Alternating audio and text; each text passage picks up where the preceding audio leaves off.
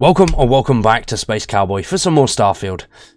And recently, Bethesda have released their Starfield end of year update, which has some really interesting things in there, including what we could potentially be seeing towards the very start of 2024, along with once again that confirmed update schedule of every 6 weeks. But that won't start until a little bit later into 2024.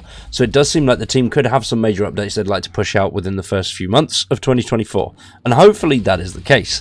They've also said that they are hard at work on the Shattered Space DLC.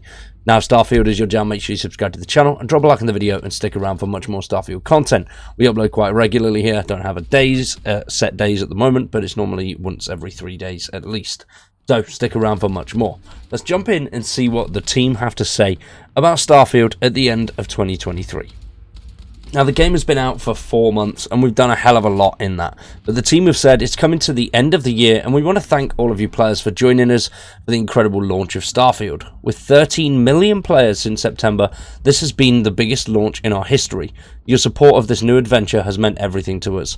You've been very, very busy in space for the past few months, and we want to share some fascinating stats about what you've been up to. Altogether, you've visited nearly 2 billion planets, which is an astronomical number. Now, this here is everything that we've done. 13 million players, which is awesome.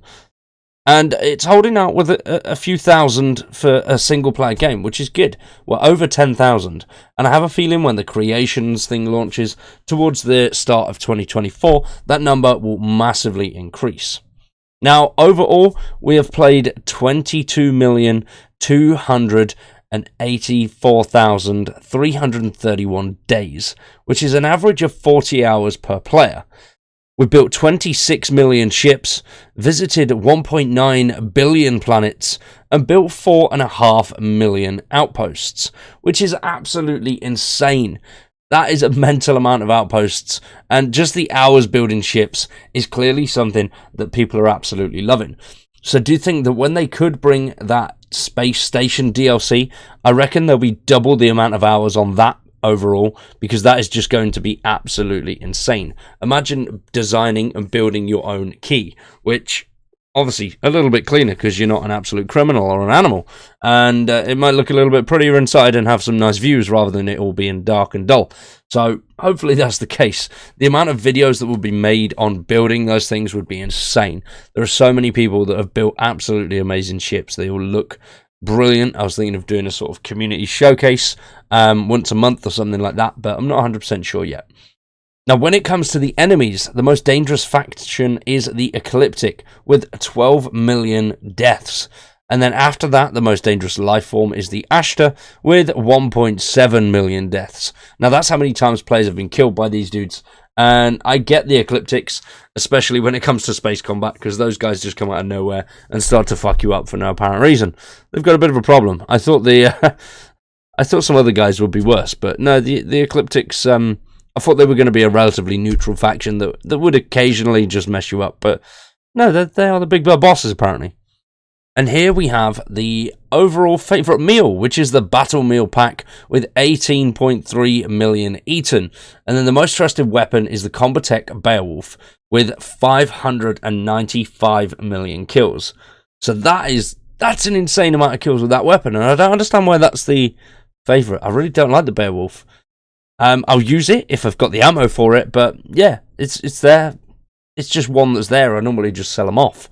And then the most used power is the Sense Star stuff, which is the one that allows you to see enemies and things that are going on around you, which it is quite cool, but I definitely would have thought something else would be. Especially the one that causes low gravity or give you your own gravity because you can run infinitely there. And out of the 13 million people that have actually bought and played the game, only 1.63 have crossed into the Unity and entered as a Starborn player, which is insane.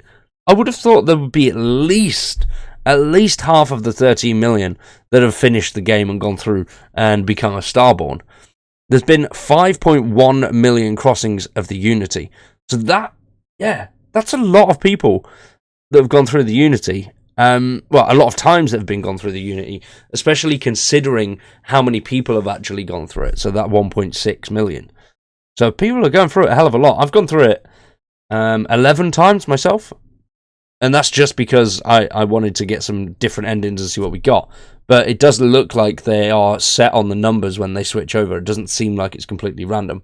Somebody's gone all the way up to level 30, and the person that is in the Constellation is themselves, I believe. So that's a hell of a lot of times to smash through it. Now, on to the most important stuff, 2024. We're not here to say goodbye to 2023. We've been hard at work on everything coming to Starfield in 2024. We're not ready to go into full details just yet, but a glimpse of some of the things that we're cooking up. First, we're targeting updates roughly every 6 weeks, starting in February, and these updates will include everything from QOL improvements to content and feature updates. So that's good news. I have been saying many times before, hopefully they add more content rather than just the QOL stuff. So they will be adding more content and new features, which I'm very excited for. One of those is very interesting, and we will go over that in just a second. But next up is the feedback. They've been taking in a hell of a lot of the player feedback, and they want to launch many things that players actually want. So some of those are going to include the city maps for exploring the major cities, and a massive expansion on the ship customization with ship decorations, ship decorations, and new shipbuilding options. So very excited to see that. I haven't really gone too deep into the shipbuilding yet. Most of the ships that I find are relatively good and cool. Or the outpost building. I've been too busy playing the storyline and finding random bits like the snow globes and just enjoying doing things like that. So I will get into the actual outpost building because it does look very cool and reminds me very much so of Fallout 4.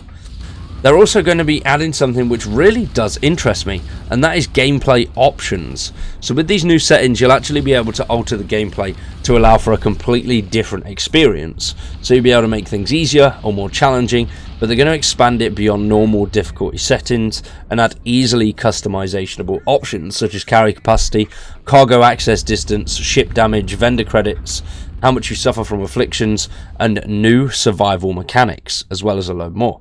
So new survival mechanics sounds relatively cool. So I like the idea of having to eat, having to sleep, having to drink, just making things a little bit more tough like that, because you have to actually go out and find those items then. I think that's going to be very cool and enhance that replayability quite a bit more. Next up will be the official mod support, which will be coming to Starfield with the launch of Creations. Beginning early next year, Starfield will be getting its own exporter, and you'll have access to a new creation kit. Modding has always been an enormous part of our games, with incredible community-made content, constantly bringing fresh new experiences. With the scale and systems in Starfield, we can't wait to see what you come up with. So hopefully that does add an in-game menu to add the mods to your game without having to use separate third-party applications or sites. I hope that's the way they do it. I'm pretty sure they did something like that on Xbox, unless I'm losing my marbles. I'm pretty sure they did that with Fallout. Hopefully that is what's coming, but we'll see. And finally, the team is hard at work on the development of Shattered Space, our first major expansion, which is coming next year, which will show new story content, new locations, new gear, and much more. We can't wait to share more with you next year. Now that is something that I am incredibly excited about, and I do hope that it does include that update to actually be able to build the star stations, because that would be absolutely amazing. They've also finally said, thank you for all the feedback and please keep it coming. We do read it all, and it guides us in what you really want to see in the game going forward. Now, if you want to stay up to date with Starfield, not just through YouTube and other means, they have their very own Discord, which is awesome. There's loads of stuff in there, and you can join the Constellation, which will give you emails and updates, and you get a special badge in the Discord, which is quite cool. All the links for those things are down in the description below if you do want to check them out. So it has been a hell of an interesting launch, and I'm very excited to see where we go from here. I doubt we'll see another update this year. Obviously, we'll see on first one, hopefully towards the very start of 2024, January maybe. But going into that 6-week launch period in February, we could see that as our first update of 2024.